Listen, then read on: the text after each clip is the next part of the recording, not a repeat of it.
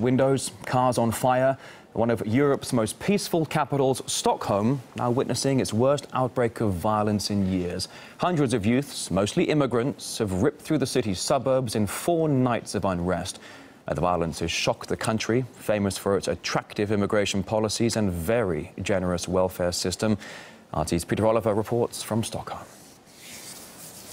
We've seen a 4th night of violence here in Stockholm. Wednesday had been relatively quiet. We'd seen community leaders out on the streets trying to stop young people from rioting, from setting fire to cars and other things. As you can see from what's going on just behind me, once they've gone in for the evening, it seems that the cars have gone up. The people have started setting more fires. We've seen stones thrown at the police, at journalists as well.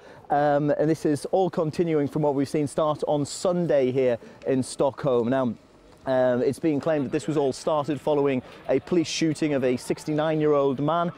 He was killed by police officers in his apartment, apparently holding a machete while he was slain by police. That started the first night of violence. That's continued throughout the week here in Stockholm. Now, talking to community leaders, they say that one of the reasons for this has been down to unemployment here in these particular areas. I'm in the suburb of Husby, which is not too far from the centre of Stockholm. It's been one of the worst hit areas by violence in recent nights.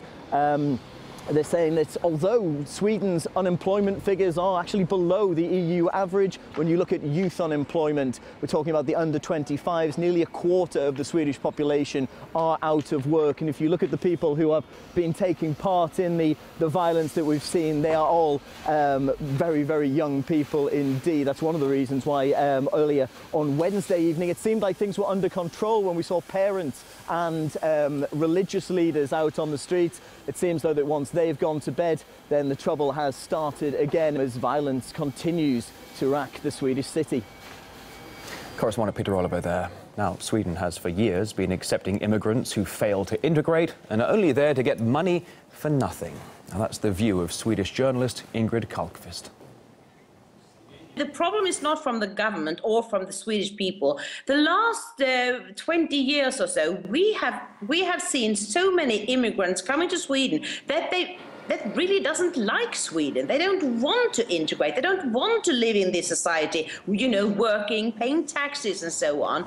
The people that come here now, they come here because they know that Sweden will give them money for nothing. They don't have to work. They don't have to pay taxes. They can just stay here and get a lot of money. And that is, you know, really the problem. The police could do so much. They have told the public that they mean to do as little as possible. But they could go in there. They could use, you know, water cannons. They could do not letting people out in the streets at night. There are so many things they could do within the law, but they don't do it.